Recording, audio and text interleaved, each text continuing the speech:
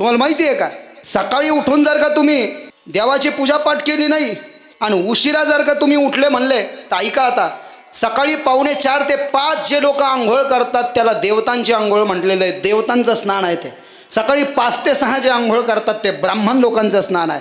सकाळी 6 ते 7 मध्ये जे आंघोळ करतात ते मनुष्याचं स्नान आहे. सकाळी 7 ते 8 जे आंघोळ करतात ते प्रायश्चित्त स्नान आहे. तुमचं 7च्या आधी आंघोळ नाही झाली देवाला माफी मागायची, देवा मला माफ कर, उशीर झाला, काल रात्री पिऊन आलो मी पाणी, बरं का.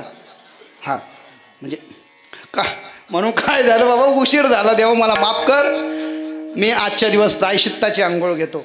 7 ते 8 आंघोळ नाही झाली तर 8 ते 9 जे लोक आंघोळ करतात म्हणले त्याला राक्षसांचं स्नान म्हणलेलं आहे. सकाळी 9 ते 10 जे आंघोळ करतात ते वेताळाचं स्नान आहे. 10 ते 11 मध्ये जे स्नान करतात ते मारीच्याचं स्नान आहे.